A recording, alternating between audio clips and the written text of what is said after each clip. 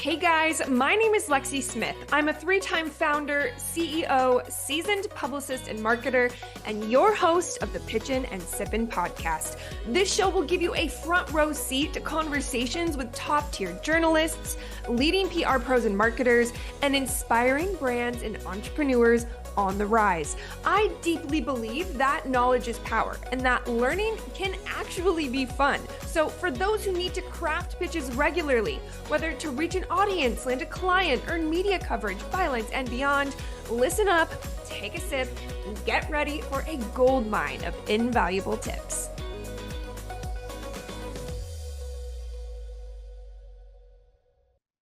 Joni Sweet has been a writer, editor, and content strategist for more than 13 years.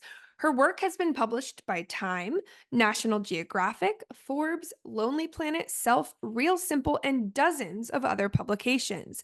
She also offers consulting services to help publicists deepen relationships with journalists, develop smarter pitching strategies, and troubleshoot challenges earning media coverage for their clients. She also has a Substack newsletter where subscribers can learn more about her projects and get helpful PR tips. I am personally a follower of her Substack, more on that later, and so excited to welcome her to the show. So, Johnny, let's just start off with where in the world is home base and what do you like to do outside of work for fun? Hi, Lexie. Thank you so much for having me. I'm super excited to be here. I am recording here from the Hudson Valley. I live in Beacon, New York, about 50 miles north of New York City. And for fun, I travel a lot, both for work and for fun. There's a lot of overlap there. I have two cats who are very playful, so we have lots of playtime happening. I also like to cook and go bike riding and spend time outdoors. Well-rounded. Okay, so I'm sure you get this question a lot. If you had to pick top few travel destinations you've been to, what would you say are your favorites? That's the number one question travel writers get asked. And I would say like my answer changes frequently. But right now, I guess like for the last few years, I've been pretty enamored with Japan. I went there in late 2019 and I found that the hospitality was sublime. And that it was just a stellar experience from start to finish, filled with culture and amazing food. I'm still convinced I had the best pizza of my life in Japan. And this is coming from somebody who spent like 6 years living in Manhattan. Okay, so I went to Kyoto and Tokyo about actually literally 1 year ago in October of last year. I traveled there with my 18-month-old at the time for a wedding. And the two things that I always reflect back to people that kind of blew my mind. I mean, there were many things, but number one, the fact, and I'm just curious if you saw this, that there are literal like 4-year-old and 5-year-old children that just walk around by themselves and ride the subway stations. Did you see that? I did see that in their cute little school uniforms. Yeah. And as I'm a mom, but even not as a mom, I'm like, how that just kind of speaks to, I think, the safety of the culture too, which was really cool. And then the other fun fact I have about Japan is I went to the hospital while in Japan and they have free ambulances and the whole bill was like $100. So Wow. I hope you're okay. What are I'm like fine. I'm fine now, but I'm just okay. saying we need to take notes on safety in the medical system, not to get political, but they're doing a lot of things right. Yeah, not to get political, but the US is not winning winning any awards for, providing affordable health care to its citizens. So, yeah, we have some work to do in that area. We sure do. So, this is a little plug for the Tourism Board of Japan. I'm a huge fan as well. Okay, so you literally have, I would say, so many people's dream job. So let's do what I call a little bit of career cliff notes, which basically means talk us through what came before today. How does one become a writer and editor who gets to cover travel and the other beats that you do? I mean, I think the most important thing is having an inherent curiosity about the world and about traveling. I have been a lifelong traveler. I took my first international trip to the Caribbean when I was like 11 or 12. And then after that, my next international trips were to Brazil. to visit some family. I have an aunt who's from Brazil and she had nieces my age. I spent 1 month during the summer there when I was, I think, 15 and 17. And that was just such an immersive, amazing experience. Going forward, I always found opportunities to travel. I went to India on a study abroad program, and I was lucky enough to get selected for an exchange student program in Dijon, France during college as well. So anyway, I think like all of that just shows like if you are a traveler, you can like start to make inroads in the travel writing space. I studied journalism in college, and my dream was always to work in magazines. But graduating in 2011 was a very tough time to try and get work in the publishing industry. I did get some work. I worked at a vegan magazine as my first job, and then it got kind of tough after that. I remember sending my applications out so many places and taking one interview after the next, but it was really competitive and magazines were closing down left and right. So I ended up on a whim kind of applying for this job I saw at a newspaper in Jakarta, Indonesia. I found the job on the Berkeley School of Journalism job board, put in my application, and after several interviews and edit tests, they invited me to come out and work with them for a year. So I moved to Indonesia a couple years after college and spent a lot of time out there. And that allowed me to do even more travel and start doing some travel writing since I was in a foreign country. People were interested in stories that I had to share from there. Shortly after that, I moved back to New York City to work at a tourism magazine called Where. And I got to play tourist in New York every day. But all the while, I was doing more and more freelancing. Truth be told, I needed the money. Working as an editor in New York City is tough. The jobs don't pay well, and it's a very expensive place to live. So I was mainly freelancing for the money, but I started taking press trips and meeting other writers who were doing freelance work full time. And it really opened my eyes that like that was a career move I really wanted to make and that other people were making it work. You hear all the time about how freelancing is very unstable and your income varies month to month and all of that. So I was worried, like I had known about this career choice for a long time, but I never saw how I could make it work until I met people who were actually doing it. Long story short, I ended up leaving my last full-time job in, I think it was 2017 or 2018. And I've been a full-time freelance writer ever since. Wow. Okay. And so today, I gave the bio top of show, but would you say there's a specific beat or lane that you're mostly focusing on, or what are you most passionate about, I guess, circa October of 2024?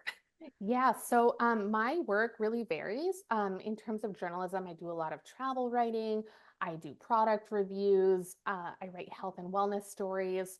So all of that work is really fun and interesting to me. I also write branded content, so sponsored content for brands that have bought packages with different publications.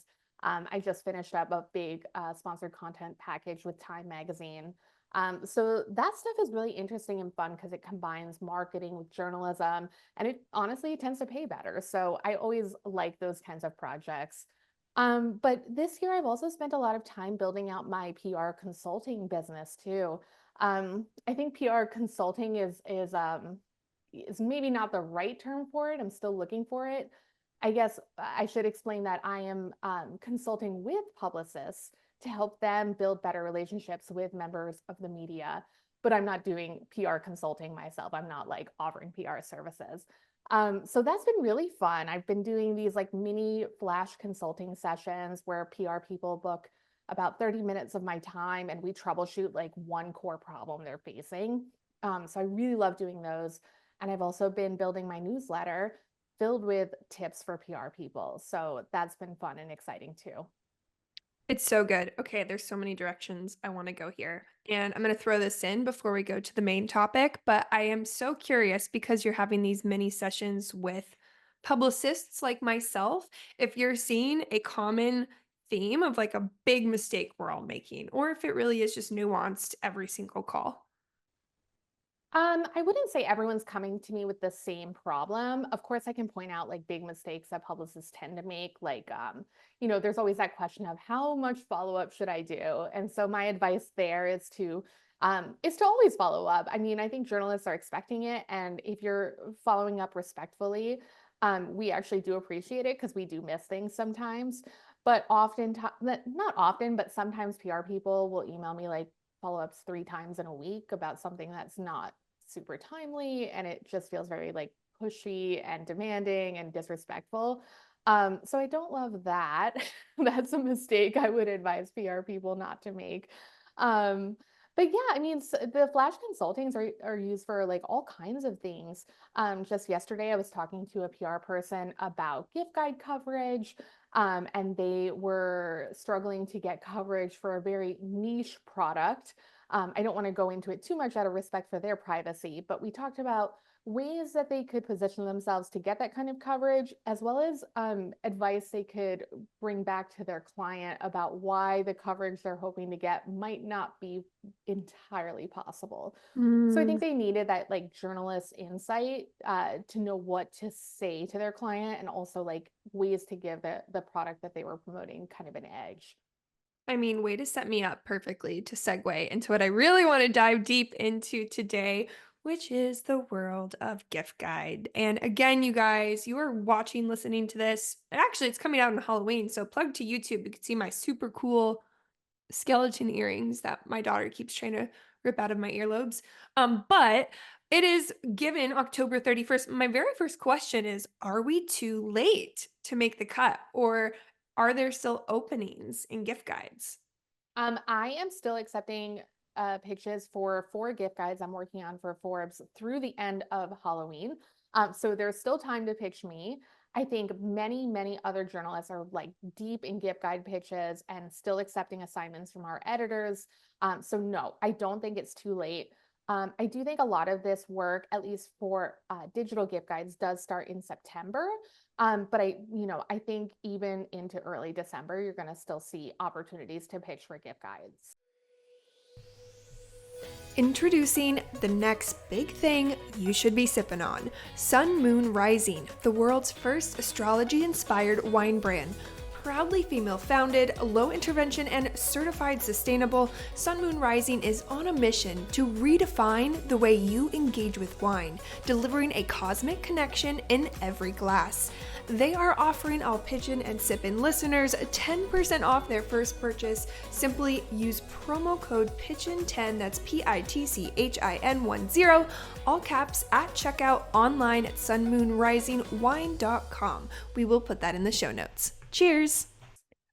Perfect. Because what I've really come to realize, the show has been so interesting because it gives me a really direct path to talk to journalists one on one, just like this, right? And what I've learned doing the show is there are some best practices that everyone speaks to, and then there are some nuances that make why this career is that basically reinforce why this is challenging to navigate. And something that I have heard a lot of varying feedback on is quote unquote air quotes gift guide season, right? And I do think from a high level standpoint, we all know digital versus editorial has different lead times. But just to kind of recap and highlight what you said, in your perspective, primary season for digital would be kind of September through early December. I would say primary would be like September and October. That's when you really want to be getting your pitches in, but keep an eye out for more opportunities in November and even into early December, because new opportunities come up. We get new assignments from our editors based on what the needs they're seeing from an SEO perspective. Um, and sometimes publications are continuing to update these gift guides throughout the season, depending on when things go out of stock.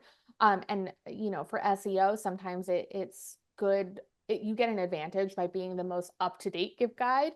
Yeah. So I think publications will continue to add products to existing gift guides. And if you know the writers who are working on those, you'll have the opportunity to pitch your clients for those. So, from your position as a freelancer, are you primarily in the position of getting assignment, or is there any room for, you know, creative like, can you create your own gift guides as well? Or I do am you, in a I very guess? unique position where I can do both. So I take on assignments from various publications, and I also can kind of create my own because I have contributor agreements with Forbes and Yahoo. Yahoo gives me the most flexibility.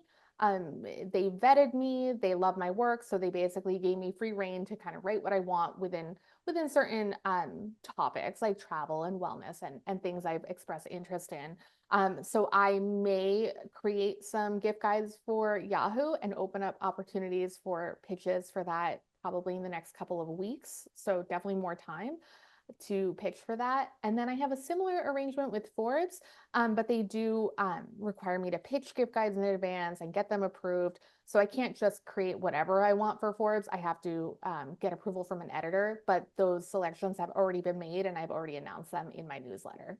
Okay, and so take us back to that moment. I'm curious, were these angles of gift guides, how did you go about ideating them? Were they, influenced by pitches you received? Was it, okay, I stalked the trends of the TikTok webs, or that feels very old of me to say, that's not the proper lingo, but I think you get what I'm saying. Like, where do you go about ideating these lists or themes or topics? So for ones that I am pitching, it's really based on deep personal interest. I got really into cycling over the last couple of years, so I've got a cycling gift guide in the works because I'm just excited to learn about those products and write about them. I'm working on one on travel stocking stuffers under $100. The idea for that one came from the fact that my editor really wanted very niche gift guides. So to make rather than just saying best travel stocking stuffers, which is pretty like broad and can include a variety of things, we're gonna refine it just a little further by looking at that under $100 price point, which I think is like Yeah. a very good piece of information if you're gift shopping, right? There's like so many people you want to buy gifts for, and you probably want a lot of your gifts to be under $100. So this will be a good gift guide for readers. I'm also working on a gift guide for national parks enthusiasts. I work on this gift guide for all kinds of holidays. I'm like always asking my editor at Forbes if I can do a national parks gift guide because I think there's so many cool national parks products out there. There's like hoodies and hats and journals and posters with all this like beautiful national parks art. So I personally love like seeing what's out there and trying to find the best options. I also know my readers love that kind of content. Those gift guides always do really well for traffic, and people like that they can find a product that is, maybe featuring a park that they visited with a loved one or something near their home or something near a loved one's home. So I think it just brings like a lot of memories back for people and it gives them a way to celebrate them. Did you know that I send out a community newsletter roundup every Tuesday, chocked full of resources, media kit downloads, journalist contact information, event invites, visibility opportunities? Basically, if you're not on the list, hit pause and sign up. It is super simple. All you got to do is go to theprbarinc.com/newsworthy. That link is in the show notes too. Okay, back to the show. I mean, consumer wise, completely. I have mugs, I have sweatshirts, I have magnets, I have stickers. We have so many things in my household. I live in California, by the way, and we have a lot of, we have Yosemite, we have Joshua Tree, we have a lot around us. So very lucky in that regard. Okay, so you've selected your topic. Either you've pitched it, you've been assigned it. Now let's look at a little bit more into who gets featured. Um, I know this is going to depend, I'm sure, too, on the guidelines per outlet, but how do you go about selecting either, the destination or the product featured? What does that process look like? Yeah, so let's put the discussion on affiliate links aside for just a moment. Let's pretend affiliate links don't exist, and we'll get back to that in a minute because that's like a whole other beast. But let's just say I have free reign to select whatever I want. I am going my process involves just like basically asking all the PR people I know to send me their suggestions, right? That usually gets me several hundred pitches to go through. I also am testing products throughout the year. So I have my own like short list of brands that I would like to write about when the opportunity comes up. So I'm also like looking at that list and seeing where I can slot in brands or products I've personally had a good experience with. But then as I go through the pitches, I'm looking for like things that are really giftable. You would not believe how many pitches I get for things that are not gifts. Like people are like, "Oh, why don't you feature this protein powder in your travel stocking stuffers gift guide?" I'm like, "I don't think people buy protein powder for other people." Or like a couch, like that's a burden because now you have to arrange for delivery of this whole couch and it's like a whole thing. So I think like that's my number one tip is make sure it's an actual gift and not just something people can buy. Right. Um, but yeah, I go through and I actually create a spreadsheet of everything on my short list, right? So if I'm going through like 200 pitches, immediately I'm going to be able to eliminate some because they just don't make sense for the theme or the price or they're not giftable. But if I feel that the product I've been pitched can makes sense to include in the gift guide, it goes on my spreadsheet. I make note of the price, the product category. So is it apparel? Is it a desk accessory? Like all kinds of things like that. I kind of Yeah. create broad categories because I'm looking for like a really diverse mix of prices and items and categories to keep the gift guide really interesting. I don't want to include like 5 different posters in a national parks gift guide. It gets to be boring. Yeah. Um, and so then I also create a little rating next to every product of like 1 to 5 stars about how much I really want to include it. So like the 5 star ones, those get filtered right to the top. And I go through and make sure like all the 5 star ones that are on my list, do they make sense to include when they're put up against each other, right? Like, am I Yeah. including that nice mix? Do I have a mix of price points for a gift guide that we're not talking about price, right? Like obviously for under $100, your price points are going to be limited anyway. But for like any price point kind of gift guide, I really want gifts that are between like, I want to find a $10 or $15 gift, and then I want to find a $500 gift and everything in between. So I'm looking for that kind of stuff. And then finally, I'm also looking to make sure I receive the information I needed. I always say I need a link to where the product is sold. I need the pricing. I need an image. A lot of people forget to send images, and sometimes that makes a difference on whether or not I'm able to cover the product. I might be working on these stories very late at night, the night of my deadline. And if I wanted to include your product, but you didn't include an image for me to publish with the story, I might not be able to, and I don't have time to go back and request every time. So Totally. yeah, send those images in. Girl, you be busy. This is a lot of work and you are organized. I think it's a really helpful peek behind the curtain, from the client standpoint. It is very common for clients to not understand or think it's so much easier. Like, well, I should have been in that gift guide because I fit. And they don't understand, first off, the level of competition out there is wild, right? Like for everyone. You have to sift through that, organize that. There's so many nuances, which is why I still have a job. So that's good. Let's talk a little bit more about the pitch. I think you kind of set it up really nicely. So the question I have is things to avoid or best tips. How can you stand out? If you're getting 300 pitches, right? Like, what can a publicist or a founder, maybe that's pitching you, do to make their business, their product stand out besides it just being a good fit? Yeah, I mean, obviously being a good fit is the very first criteria. But there's going to be like out of those 2 or 300 pitches, I might find 50 or 60 products that are a good fit, and I need to narrow it down to sometimes as few as 10. So yes, very, very fierce competition. I think at baseline, making sure those key elements are included, like a link, photos if I've requested them, that sort of thing. Um, and then just like really pitching your hero products. Sometimes I get a pitch from a PR person or directly from a brand that's like, hey, we make bike bells. Like, don't you want to include one of our bike bells in your cycling gift guide? Here are links to 25 of our bike bells. I don't have time to go through 25 links, unfortunately. So I might click through like three.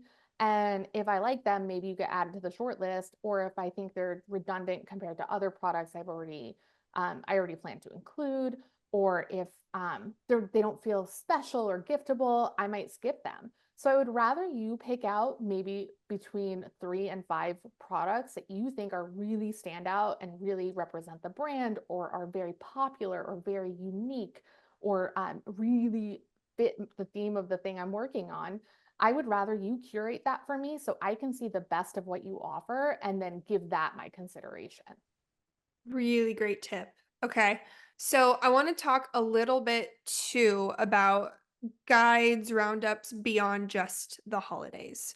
Um, so I guess the first question I have is, do you operate them seasonally? Is it on evergreen? Is holiday really only the time you kind of double down? Because I know, beyond Christmas, there are always lists, general lists. So I'd just love to learn from your perspective as a freelancer, kind of the process on an ongoing basis. Yeah, so holiday gift guides are definitely the biggest season because not only do you have all the end of year holidays, but you also have like Black Friday and Cyber Monday.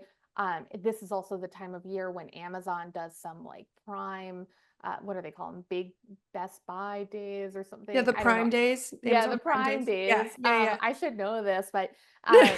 yeah, I mean, those are all opportunities for editors to assign me stories that they need written really quickly about retail. So I think the whole last quarter of the year and like maybe even the last part of Q3, those are like the busiest time for writers in this space. But gift guides happen all year long. They're like I write Father's Day gift guides and Mother's Day gift guides and Valentine's Day. So there's like way more opportunities than that. And then occasionally I get assigned product reviews and roundups. Earlier this year, I wrote a roundup of the best things to bring on a cruise, right? Like that's not a gift guide, but it's an opportunity to have a product included in a story. And sometimes I write single product reviews about products I really love. So earlier this year, I had the opportunity to test an electric toothbrush, and I thought it was the coolest thing. This toothbrush had a lot of cool features that a traveler would love. And I ended up writing a review of it for Yahoo, and the review went viral. So there's a lot of opportunities if you have a cool, interesting product that lends itself to hands-on testing. You can sometimes get a writer to do a one-off feature exclusively on that. So yeah, it definitely doesn't end just when the holidays are over. Would you say the lead time differs at all? If we're talking about holiday gift guides and we kind of talked about, September, October, we're looking at like, right, like a 3-month-ish or less lead time. Would you say the same, it's relatively the same for the more evergreen opportunities or just truly I would case by say case? those are generally shorter turnaround stories. So I might get assigned a story like the items to bring on a cruise. I might get assigned that at the very beginning of the month with a due date at the end of the month. So I might spend one week inviting people to pitch me, the next week making selections, and the final week writing up the story. So yeah, those sometimes are a lot faster turnaround. Super helpful. Okay. So you've given us some of this already, but I always like to do a rapid fire preferential roundup section or moment on this show just to learn a little bit more about you, Johnny, and your personal pitching preferences. So, no right or wrong answers, just what you like and don't like. So, are you game? I'm ready. Let's do I'm just waiting for someone to say no and then me figure out how to awkwardly navigate that. Okay, it. next episode. Okay, I digress. So, is there a day of the week you prefer to be pitched? I don't care what day of the week. I don't care if you pitch me on a weekend. I get to my emails when I have time to answer them, and I do look at every single email I receive. So I don't care. Pitch me at 11 p.m. on a Saturday. You're not going to hear from me till next week at the earliest, but you can send the pitch whenever it's convenient for you. Okay, so you answered time of day, check. Follow-ups, you said your pro follow-up, but how many follow-ups? I would say no more than 2 follow ups after your first pitch. So 3 points of contact total. Okay. Do you prefer pleasantries at the top of a pitch? Especially mainly if they're cold pitching you. Do you want, a line or two about acknowledging your past work or just get straight to the point? I like efficiency, so I don't find it grating or anything if somebody's just like, "Hey, I have this idea for you," and they share it. But, if you want to mention that you're a Substack subscriber and that my newsletter helped you do your work better or something like that, I'll take the flattery. Yeah, fair enough, right? DMs on social media, yay or nay? Absolutely nay. Do not Absolutely nay. do not DM me on social media. I will, unless I specifically request it, which sometimes I do, but generally speaking, if you're pitching me on social media, I'm not going to respond because I don't have bandwidth. Okay. And then you talked a lot about assets. Now, the question here is, do you want all the assets in that upfront email? Um, yeah, if you could send a link to a Google Drive or Dropbox of images, it will only help you. Do you like or even see any more press kits for products? Now that you bring it up, I haven't seen tons of them this year. I think they're kind of going away. Um, but they can be helpful if I'm working on like a deep review of a product. But if I'm just doing a gift guide or something, I probably don't have the need to like read that whole thing. Okay. And last question is, do you like to receive angle ideas alongside the product, or I guess if it's not a product, like location pitch? Like, here are a few ideas of how it can be featured. 100% yes. And if you can include headline suggestions, that speeds up Mm, my process for pitching editors up exponentially. So, yeah, if you have headline beautiful. ideas, share them. Okay. And arguably the most important question of this entire show always is, we have just spent, 20 plus minutes talking about pitching. We need to talk about what we can find you sipping. So, what is your favorite beverage? It can be alcoholic, non-alcoholic. I've had people say water, whatever we can find you drinking. Ooh, okay. So I have a few. I like cold brew coffee. Okay. I like hibiscus iced tea, and I Ooh. like a gin and tonic. And you like a gin and tonic. Okay, I love you. You brought us through like the whole day from I coffee to did. lunch to you I did. did. You know what? Yeah, cold brew in the morning, hibiscus iced tea in the afternoon because it's caffeine free, and then we end the day with a gin and tonic. I like I it. love it. A girl who knows what she wants. Amazing. Okay, last thing I want to make sure we have a chance to talk about is your Substack, meaning where people can go to sign up, and then anywhere else you want to send people if it's a place other than your Substack. Yeah, so the Substack is the best place to find me. It's my first name, last name .substack.com. So johnnysweet.substack.com. And I believe Lexie is going to put that in the show notes. So that should be easy for you to find. And, that's the best way for you to find out what I'm working on and begin kind of building a relationship and collaborating. And then you could also check out my website, johnnymsweet.com. That's where you'll find information about my coaching and consulting services. Perfect. Okay, guys, go sign up for Substack. I truly like, if you haven't heard of Substack before, first off, you have not listened to the show. I truly think it is one of the most up and coming, underutilized top resources in our industry from both sides, right? So, and Johnny's is amazing. So go sign up. Reach out to her if you heard her on the show so she knows. And I just want to end today by saying thank you so much for your time today. Thank you, Lexi. I love talking about gift guides and pitching. So it was a pleasure talking with you today. Perfect. All right, guys, until next time. Cheers. Hey guys, if you are enjoying the Pitchin and Sippin podcast, please do me a huge favor and leave a review wherever you are listening. If you want to connect with me to learn more about the PR Bar Inc., you can do so on Instagram at the PR Bar _Inc., or you can check out my website at theprbarinc.com. Cheers!